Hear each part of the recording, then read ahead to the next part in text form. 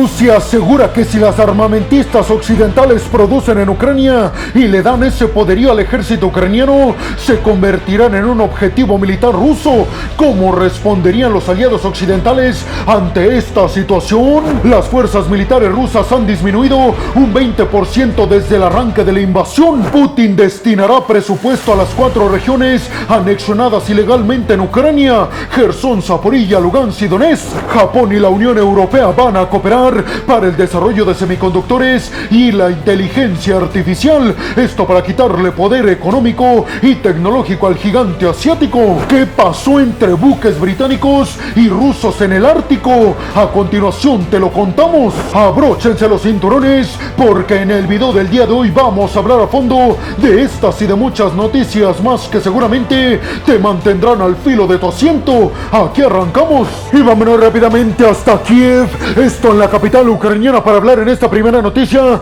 sobre la decisión de BAE Systems, la armamentista más poderosa en el Reino Unido, de abrir una fábrica de poderío militar en Ucrania. Y es que esta decisión de la armamentista británica no le cayó para nada bien al Kremlin, y Vladimir Putin aseguró que condena por completo esta decisión. Dmitry Peskov, el portavoz del Kremlin, por su parte aseguró que cualquier instalación militar de armamentistas occidentales, como por ejemplo BAE Systems del Reino Unido en Ucrania, eso las va a hacer que sean objetivos militares por parte de Rusia, lo que significa que en el dado caso de que estas fábricas le estén desarrollando poderío militar al ejército ucraniano, Rusia asegura que va a intentar atacarlas y acabar con ellas. Sin embargo, también Dmitry Peskov aseguró que él no cree que el hecho de que las armamentistas occidentales, como por ejemplo Rheinmetall de Alemania y BAE Systems del Reino Unido, abriendo sus fábricas en Ucrania,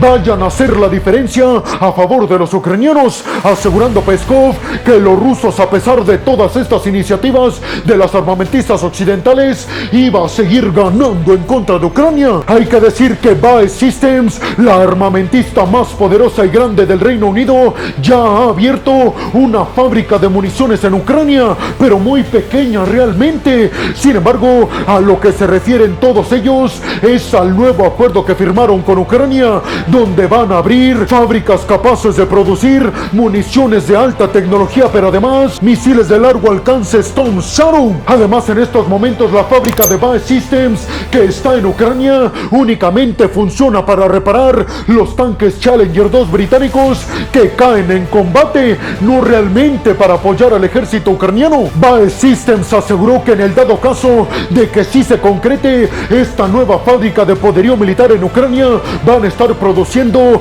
munición de 105 milímetros, que es indispensable en estos momentos para el ejército ucraniano. Hay que recordar que el Reino Unido es uno de los aliados occidentales que más apoya militar y económicamente Ucrania, y de hecho se convirtió en el primer país en tomar la férrea decisión de enviarle a los ucranianos misiles de largo alcance, los Storm Shadow, con los que aseguran Ucrania ha estado alcanzando objetivos precisamente en la península de Crimea. Las armamentistas occidentales como Lockheed Martin de Estados Unidos, BAE Systems del Reino Unido y Rheinmetall de Alemania han estado evaluando si es viable abrir sus fábricas en Ucrania, porque a pesar de que los costos serían muy bajos debido a que la mano de obra en Ucrania es muy barata, también se están pensando en esta posibilidad por el riesgo que eso representa de que sean atacadas por parte de Rusia. Sin embargo, les recuerdo que los aliados occidentales han dicho que pondrían alrededor de estas fábricas occidentales sistemas de defensa aérea Patriot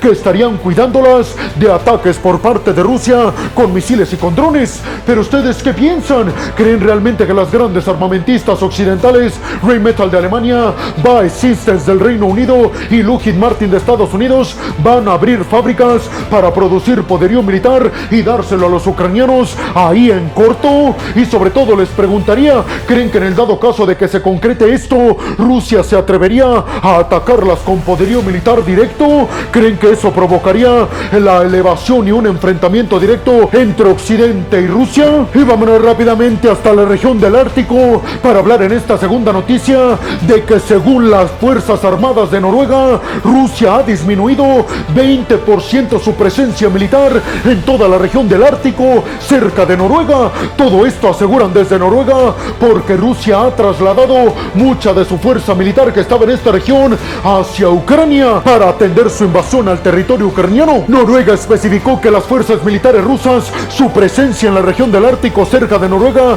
desde el año pasado ha disminuido 20%, una disminución muy considerable. Así lo aseguró el jefe de la defensa noruega. Hay que decir que Noruega, que es parte del bloque de la OTAN, comparte una frontera ártica nada más y nada menos que con Rusia. Por eso llamó muchísimo la atención que Rusia trasladara 20% de sus fuerzas militares de esa región al territorio ucraniano, teniendo en cuenta que existe la frontera entre la OTAN y Rusia en esta región del Ártico. Sobre todo porque, escuchen bien esto, justamente la frontera entre Rusia y Noruega alberga la península de Kola, en donde Rusia tiene la mayor parte de sus ojivas nucleares, pero además en donde están estacionados la mayor parte de los submarinos nucleares por parte del Kremlin. Por eso llama la atención que Rusia esté enviando las tropas de este sitio tan importante en términos nucleares para el Kremlin hacia el territorio ucraniano. Aseguran las autoridades de Noruega, eso podría significar dos cosas: o que Rusia no le preocupa a la OTAN, o que por un lado Rusia está perdiendo muchísimas más tropas de las que estiman en Occidente. El general noruego Erik Kristoffersen, tras una reunión con altos mandos militares del bloque de la OTAN, aseguró que llegaron a la conclusión que tal vez la OTAN para Vladimir Putin no es considerada una amenaza real. Esto porque indicó que si para Rusia la OTAN fuera una amenaza gigante, no hubiera Rusia trasladado a 20% de sus fuerzas militares que estaban en esta región hacia Ucrania. Además especificó que la OTAN ha identificado que eso mismo hizo Vladimir Putin, pero en su frontera con Finlandia, nuevo miembro del bloque de la OTAN. Por lo tanto, podríamos estar aseguró el general noruego,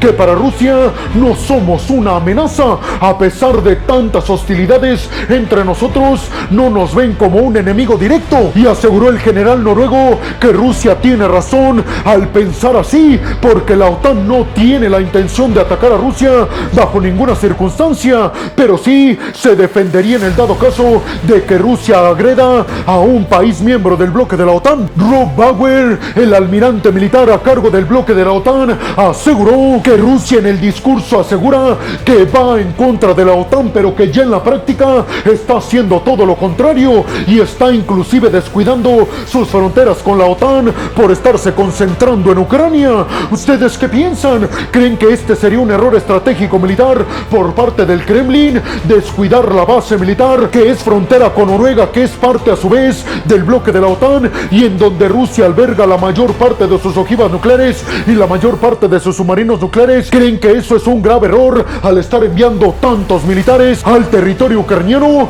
¿Creen realmente que Putin no considera a la OTAN como una amenaza para la subsistencia del Kremlin? Porque en el discurso Vladimir Putin ha dicho que sí. Y vámonos rápidamente hasta la región del este y del sur de Ucrania, hasta el Donbass, para hablar en esta tercera noticia sobre el anuncio que dio a conocer Vladimir Putin, el presidente ruso, al respecto de que el próximo año del 2024 iba a destinar Rusia un presupuesto de $20,000 millones para el desarrollo económico de las 4 regiones ucranianas que Rusia anexionó vía ilegal el año pasado: Gerson, Zaporilla, Lugansk y Donetsk. Hay que decir que aunque Rusia asegura haber anexionado por completo estas 4 regiones, ninguna de estas 4 regiones Rusia las controla en su totalidad, y muchos aseguran que eso es un error catastrófico militar por parte del Kremlin. Hay que decir que solamente Siria y Corea del Norte reconocen que estas 4 regiones ahora son parte de Rusia. Sin embargo, 3/4 partes de las Naciones Unidas consideran que esto es un atropello al derecho internacional y consideran estas 4 regiones partes de Ucrania. Rusia asegura que llevó a cabo elecciones total y absolutamente válidas en estas 4 regiones y que en las elecciones el pueblo quiso pertenecer a Rusia y no a Ucrania. Sin embargo, no se está considerando el hecho de que Rusia no permitió la observación de agentes internacionales de las Naciones Unidas, precisamente encargados de verificar que las elecciones sean libres y democráticas, y no que Rusia está haciendo unas elecciones arregladas. Precisamente por el hecho de que no hubo participación internacional, Rusia no es considerada como un país que anexionó vía legal estas 4 regiones en Ucrania por parte de la ONU. Rusia, por su parte, argumenta que se debe de respetar el derecho a la autodeterminación de estos 4 territorios que no quieren ser parte de Ucrania y sí de Rusia. Pero repito, no se llevaron a cabo los lineamientos necesarios para que la comunidad internacional respete una decisión de autodeterminación de un territorio. Pero ¿ustedes qué piensan? ¿Consideran que Rusia llevó a cabo elecciones limpias y democráticas a pesar de que no permitió la observación de agentes internacionales de las Naciones Unidas? ¿Ustedes qué piensan? ¿Cómo consideran a estas regiones parte de Ucrania o parte de Rusia? Y vámonos rápidamente hasta el Reino Unido para hablar en esta cuarta noticia sobre el hecho de que la Marina Real del Reino Unido, es decir, la Royal Navy, informó que buques de guerra y aviones militares rusos merodearon muy cerca de las fronteras aéreas y marítimas británicas. Algo que aseguraron los británicos fue un acto absolutamente irresponsable por parte de Rusia y que provocaron que los británicos enviaran aviones de combate y buques de guerra para vigilar la trayectoria precisamente de los aviones militares y de los buques de guerra del Kremlin. Este incidente cerca de las fronteras aéreas y marítimas británicas llamó muchísimo la atención porque los aviones militares y los buques de guerra rusos son bastante avanzados. Inclusive muchos aseguran que Rusia únicamente los utilizaría pensando en una invasión en contra de un territorio. Por eso los británicos encendieron las alarmas como nunca. Los británicos no especificaron si eso ocurrió hace una semana o el día de ayer. Lo único que dijeron que fue un incidente hace algunos días. Recuerden ustedes que las hostilidades entre el Reino Unido y Rusia se acrecentaron aún más después de tanta ayuda militar y económica por parte del Reino Unido a Ucrania. Recuerden que los británicos son uno de los miembros del bloque de la OTAN que inclusive han querido entrar de forma militar a Ucrania para ayudarlos en contra de Rusia. La Royal Navy ha asegurado que de rutina buques de guerra rusos y aviones militares rusos merodean cerca de las fronteras aéreas del Reino Unido, pero nunca tan cerca como en esta ocasión. Reino Unido ha asegurado que Rusia intenta provocar a todos los miembros del bloque de la OTAN en la región del Ártico. Muchos piensan que quieren que focalicen su atención en otro tema que no sea solamente Ucrania, pero aseguraron los británicos, específicamente el primer ministro Rishi Sunak, que estos esfuerzos de Rusia por desviar la atención de los aliados occidentales es innecesario, porque los aliados no van a dejar de ponerle atención y prioridad a la crisis en Ucrania en contra de Rusia. Pero ¿ustedes qué piensan? ¿Cuál creen que sea la razón principal por la que Rusia violentó casi las fronteras aéreas y marítimas del Reino Unido? Y vámonos rápidamente hasta Tokio, en Japón, para hablar en esta quinta noticia sobre una reunión de alto nivel comercial y tecnológico que se llevó a cabo precisamente en el territorio nipón entre autoridades japonesas y autoridades representantes del bloque de la Unión Europea. Todo esto con el objetivo de aumentar sus cooperaciones en el desarrollo de inteligencia artificial, de computación cuántica, pero sobre todo de semiconductores. Todo esto para depender cada vez menos de la alta tecnología por parte de China. La Unión Europea y Japón acordaron la compartición de ingenieros y de investigadores científicos con el objetivo de desarrollar conjuntamente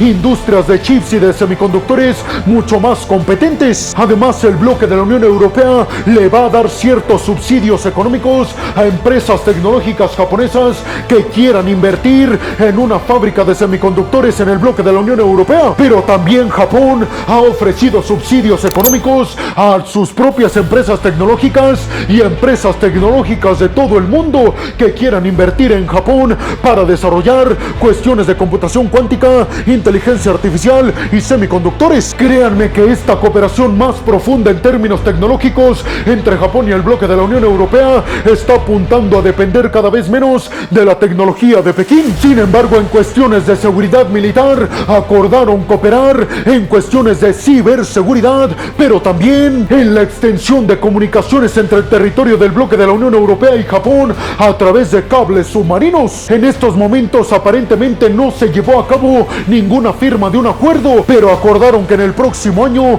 a principios entre el mes de enero y febrero, se van a reunir para ahora sí firmar este acuerdo en cooperación tecnológica en semiconductores para frenar el avance y la influencia de China en este ámbito. ¿Ustedes qué piensan? ¿Creen realmente que el bloque de la Unión Europea y Japón puedan desprenderse de tanta dependencia que tienen tecnológica por parte de China. Y vámonos rápidamente hasta Nicaragua para hablar en esta sexta y última noticia sobre el hecho de que Nicaragua y China acaban de firmar un acuerdo de libre comercio. Este acuerdo se produce 2 años después de que Nicaragua cortara sus relaciones diplomáticas con Taiwán y se fuera a los brazos de China. Las negociaciones para que este acuerdo de libre comercio se concretara empezaron en el 2022 y está centrada en la inversión extranjera, en la cooperación comercial, en la reducción de aranceles, en los servicios financieros y en la cooperación para una transición energética rápida. Hay que decir que la influencia de China en toda América Latina y en América Central continúa aumentando a pasos agigantados. Todo esto mientras la influencia de Estados Unidos, sobre todo comercial, en toda América Latina se va disminuyendo. ¿Ustedes qué piensan? ¿Creen que Washington ya perdió la influencia en toda América Latina y ahora está en manos de China? ¿Cómo creen que respondería el tío Sam en contra del gigante asiático para evitar que destrone a Washington como la potencia hegemónica en América Latina? Y bueno, hemos llegado al final del video del día de hoy. Les quiero agradecer muchísimo todo el apoyo que me dan. Sin ustedes yo no podría dedicarme a lo que más me apasiona en el mundo. Así que muchas, pero muchas gracias. Sin más por el momento, nos vemos en el siguiente video de Geopolítica. Hasta la próxima.